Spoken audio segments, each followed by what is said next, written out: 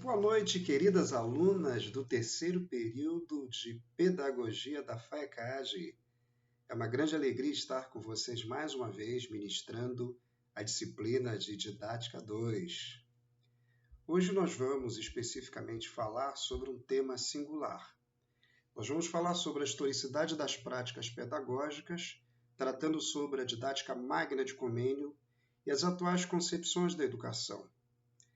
Na verdade, a gente sabe que Comênios foi um pastor, um reformador praticamente, que existiu no século XVI e que ele, de certa forma, aprendeu bastante sobre didática observando os pregadores da reforma, os pastores que advogavam as causas da reforma. A reforma trouxe não somente uma revolução na área religiosa, mas trouxe também uma revolução na visão do pensamento pedagógico, na transformação das concepções de ensino, rompendo, de certa maneira, com todos aqueles paradigmas medievais do período da Idade Média. E hoje nós vamos falar sobre a historicidade das práticas pedagógicas abrangendo a didática magna de Comênios, criando uma correlação com as atuais concepções de educação e de que maneira a estratégia de João Amós Comênios em relação à sua prática pedagógica influencia nas políticas pedagógicas da educação atual, da educação moderna. Tudo isso é uma questão muito importante. Isso chama a nossa atenção porque, de tempos em tempos, a gente não se dá conta de que está praticamente repetindo alguns paradigmas apresentados por Comênios, mostrando assim o quanto ele foi revolucionário e o quanto ele influenciou o cenário de transformações daquela época. Comênios promoveu uma mudança, ele construiu uma ponte de transição e, ao mesmo tempo, de ruptura, vindo da Idade Média, das concepções educacionais da Idade Média, transitando, entrando dentro da chamada Idade Moderna. E olha, isso realmente causou uma revolução, e essa revolução tem produzido eco, tem repercutido até os dias atuais. Na medida em que nós falamos sobre essa temática, é importante que a gente chame a atenção de todos vocês para alguns aspectos importantes. Primeiro, o reconhecimento de que a educação é um processo histórico. A gente não tem como fugir dessa verdade. A educação está em constante transformação, ela se modificou, ela se modifica a cada dia a partir da realidade que é a fase que é feita por ela. Ou seja, a cada momento histórico, a educação vem passando por transformações. Então, o tipo de educação que eu ministro hoje pode já não ser tão eficiente e tão eficaz no dia de amanhã, e muito menos depois de amanhã. Mas, de repente, a educação que eu estou ministrando hoje ela pode ser eficaz num futuro bem distante, bem longínquo. O fato é que nós não devemos condicionar a educação a uma apatia, a uma letargia, a uma paralisação, mas, ao mesmo tempo, não devemos subestimar a educação como se ela não tivesse esse poder transformador, esse poder de transformar a realidade à sua volta e também de se ver transformada pela realidade à sua volta. Então, a educação transforma e, ao mesmo tempo, ela é transformada. Ela é transformadora porque transforma outras realidades e ela é transformadora porque ela transforma a si mesma. Então, quando a gente vai e faz uma análise do processo histórico em que a didática magna, a obra colossal de João Amós Comênios foi gestada, a gente percebe que é um processo histórico muito importante que marcou o surgimento das chamadas concepções modernas de educação.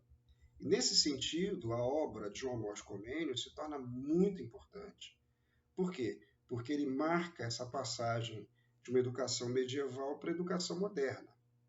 Ele pensou sobre uma nova didática que ainda hoje é importante. Por isso que, na medida em que nós formos tratando sobre esse assunto, nós vamos trabalhar sobre a hipótese que fundamenta esse artigo que nós estamos apresentando para vocês, o nosso texto base, que apresenta a concepção de Comênios e como ela se mantém atual e importante na medida em que ele apresentou essa ruptura educacional entre o período medieval e o moderno. Na medida em que a gente vai abordando a obra de Comênios, a gente acaba se apropriando de um conceito de Nietzsche, ou seja, o conceito de um além-homem. Seria o filósofo Nietzsche teria dito isso. Seria exatamente o quê? Uma concepção de que João Amós Comênios corresponde a essa espécie de esse homo, ou esse além-homem, conforme teria sido detectado por Nietzsche.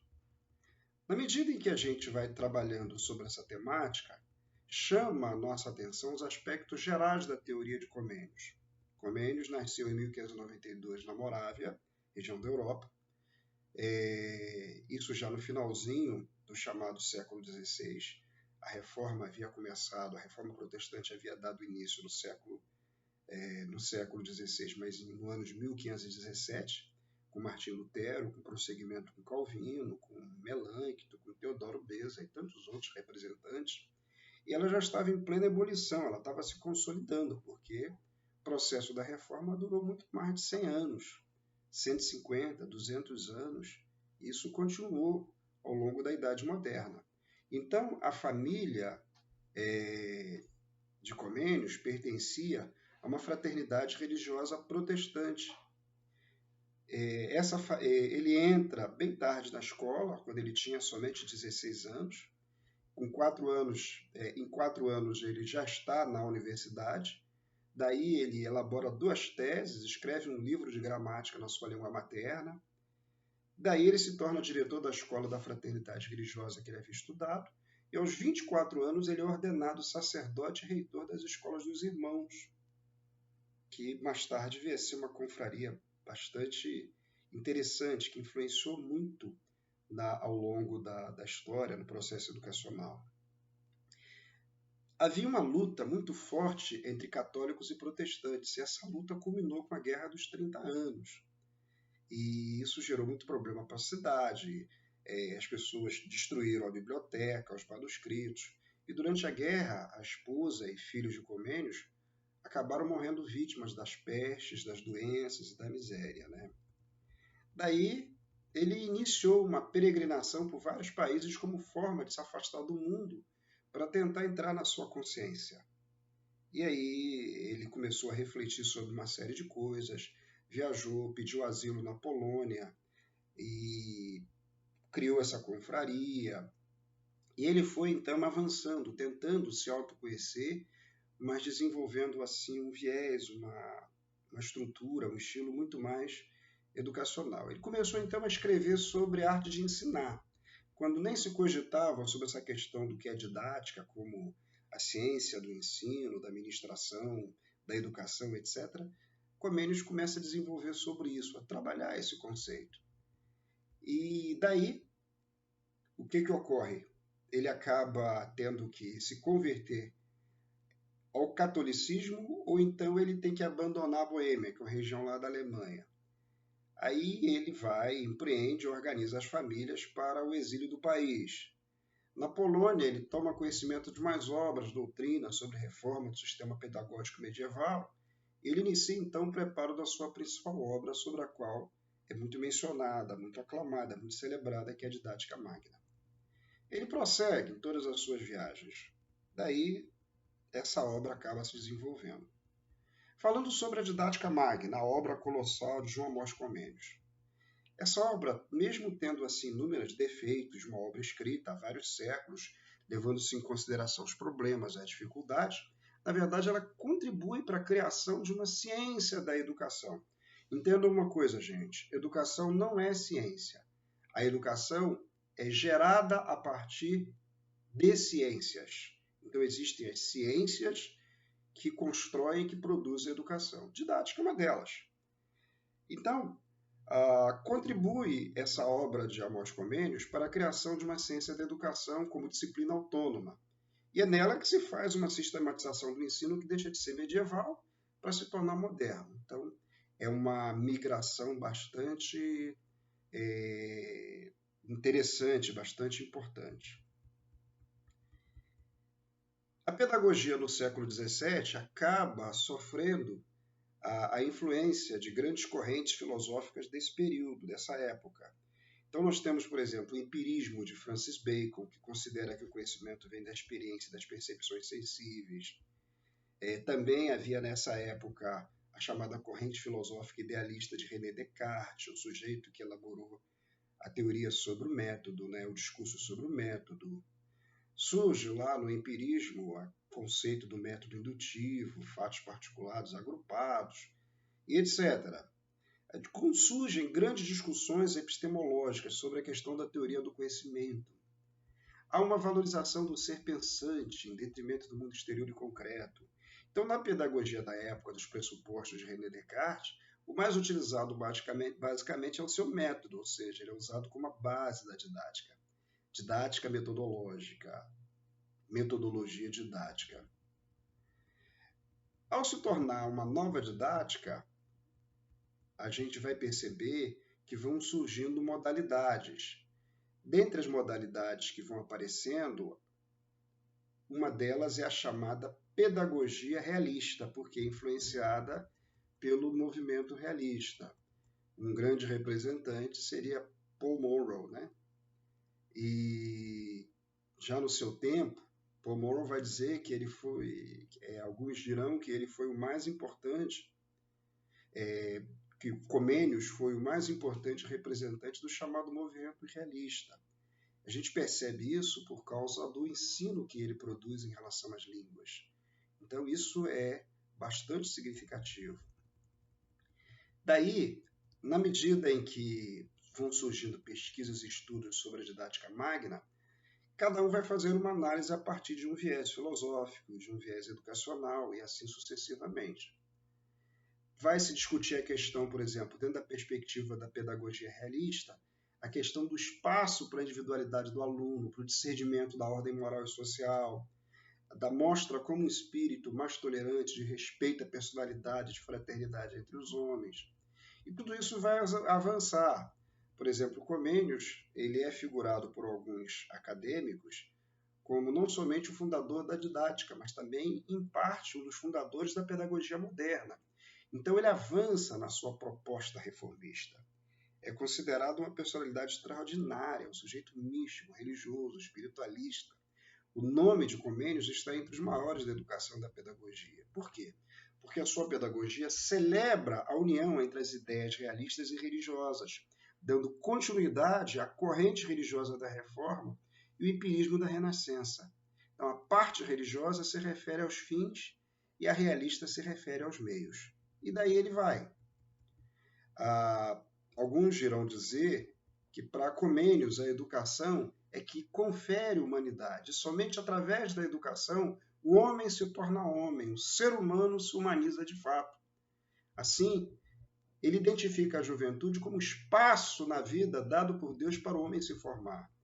E a escola, para Comênios, é essa fábrica de homens, para que possam aprender a viver verdadeiramente como homens. Daí, derivaria então a sua noção de que a educação deve ser aplicada a todos e não apenas para ricos e nobres, portanto, um precursor da ideia da chamada escola democrática unificada, ou seja, educação para todos, que é um dos pressupostos que nós defendemos hoje, no contexto da educação moderna, financiada e suportada pelo Estado moderno. A gente vai perceber que a compreensão de Comênios é bastante difundida e essa compreensão dele mostra que ele vê as diferentes fases e ele aplica diferentes níveis de ensino. E, ao mesmo tempo, ele propõe, por exemplo, e isso a gente vê hoje, que no maternal o que se deve ensinar são os exercícios dos sentidos internos, como a imaginação e memória, com a língua, com a fala. Aí vem o ginásio, o antigo ginásio, o ensino do entendimento, o juízo, a dialética, a gramática, as ciências, as artes reais. E na academia, que é um nível mais elevado, se ensina a teoria, a filosofia, a medicina e o direito. Daí isso vai culminar com a estruturação do ensino, ou seja, que seria dividido em 6 séries com a criação de um programa diferenciado de matérias para cada turma. Comênios defendia que o ensino não deveria ser só para a escola, mas para a vida. Então, isso é muito importante. Essa é uma lição muito importante que Comênios deixa para nós. E interessante, Comênios ele cria uma relação entre a educação e a busca por alcançar Deus. Para Comênios, só poderia existir um progresso intelectual, moral e espiritual que fosse capaz de aproximar mais o homem de Deus. Interessante, né? Porque a concepção de Estado laico muito presente, especialmente aquela que decorre da chamada escola francesa, tenta afastar Deus, a ideia de Deus e da religião, de todo esse projeto de educação. Mas Comênios não, até por causa da sua origem como religioso, ele cria de forma brilhante essa integração, essa interação. Para Comênios, todos podem chegar até Deus desde que elevem o seu espírito. E que a escola acaba ajudando bastante nisso. Daí ele defende uma democratização do ensino. Ele vai dizer que todos devem ter acesso ao ensino. Homens, mulheres, pobres, ricos, inteligentes, etc. Ele trabalha um conceito de educação universal a partir dos seus ideais filosóficos e políticos religiosos. Muito interessante a maneira como ele constrói essa visão, essa cosmovisão, essa visão de mundo. Para Comênios, a educação cria um modelo universal de homem virtuoso, com a capacidade de reformar a sociedade e os costumes, de transformar o mundo à sua volta. O homem é uma perfeita criatura, mas que necessita de um pequenino impulso, de um sábio guia para que ele se torne bom. Para isso, a educação deve ocorrer nas escolas e bem cedo, antes que a mente seja ocupada por costumes mundanos, por malefícios e por uma série de coisas. Ou seja, a escola deve ensinar para tornar os homens realmente homens. Comênios trabalha essas ideias. Na sua didática magna, ele propõe como se deve ensinar e aprender com segurança. E aí ele vai trabalhando alguns fundamentos que são importantes, todos correlacionados com a natureza. Interessante que mais tarde o próprio filósofo Rousseau vai escrever a obra Emílio e ele vai tratar sobre esses conceitos de Comênios dentro de uma perspectiva um pouco mais filosófico-existencialista. Emílio é uma obra muito interessante. Comênios faz críticas severas à falta de planejamento, de materiais didáticos, de preparação, que ajudem as crianças a aprenderem. Nisso ele está certo, é um problema que a gente vivencia até hoje. Comênios acredita no ensino a partir de capacidade, mas ele exorta o seguinte: é preciso perceber que o ensino cria as capacidades também. E aí isso vem exatamente de acordo com aquilo que nos aponta Vygotsky, um dos grandes teóricos da educação da psicologia. Comênios tem muita razão quando ele fala de uma escola democrática que dê acesso a todos, especialmente na medida em que no tempo dele o que predominava era uma visão absolutista de mundo. Esse conceito vai se desenvolver mais após a Revolução Francesa, a Revolução Inglesa, quando o ideal democrático vai evoluir muito. 300 anos depois, a realidade hoje deve ser acesso de qualidade. Interessante que continua sendo apenas um discurso, né? Não sai desse discurso. Especialmente quando a gente olha para as políticas governamentais, as suas propagandas, fala em alfabetização, projetos educacionais, sempre política de governo, nunca política de Estado. Isso faz a gente ficar num estado de perplexidade ao percebermos a realidade do ensino que busca alfabetizar os nossos alunos e fornecer aos nossos alunos uma educação com qualidade. A qualidade dificilmente vem. Bom, nós avançamos um pouco mais na medida que a gente vai reconstruindo, reavendo os conceitos de Comênios na sua didática magna, que ainda tem vigor e vigência nos dias de hoje. É muito importante todas as lições que ele deixa para nós. Vale ressaltar que Comênios e as concepções pedagógicas que se mantêm a partir das ideias dele também têm erros, especialmente ao dizer que primeiro se forma a inteligência e depois a compreensão das coisas. Nem sempre é assim. A gente sabe, especialmente desde lá de Freud, que a mente é formada e, na mesma medida, usa essa formação para a compreensão do que virá a ser formado, ou seja, os dois processos se dão indistintamente no mesmo momento. Não é? A coisa acontece no mesmo momento, simultaneamente. Não existe uma ordem cronológica para um e para outro. Um vem antes, outro vem depois. Não é assim. o ser humano ele interage no seu processo formativo. Tudo acontece em plena ebulição ao mesmo tempo. É um caldeirão de cultura, de inteligência, de neurônios, tudo em pleno funcionamento. Daí, a gente acaba repetindo aqui a atualidade da didática magna de Comênios, o que ele representa para a gente, essa obra, e o que Comênios continua representando para nós ainda no dia de hoje. O trabalho dele foi um trabalho fenomenal, muito importante, e eu espero que vocês se deleitem bastante com a leitura desse artigo, que dentro da perspectiva de Comênios trata também sobre a organização universal e perfeita da escola. Perfeita a gente sabe que a escola não vai ser, assim como não existe educação perfeita, mas eu acredito que Comênios ele consegue ajudar a gente a puxar os fios de um processo educacional que ainda está em evolução. Tenham uma ótima noite, uma alegria muito grande estar com vocês. Recebam o meu abraço.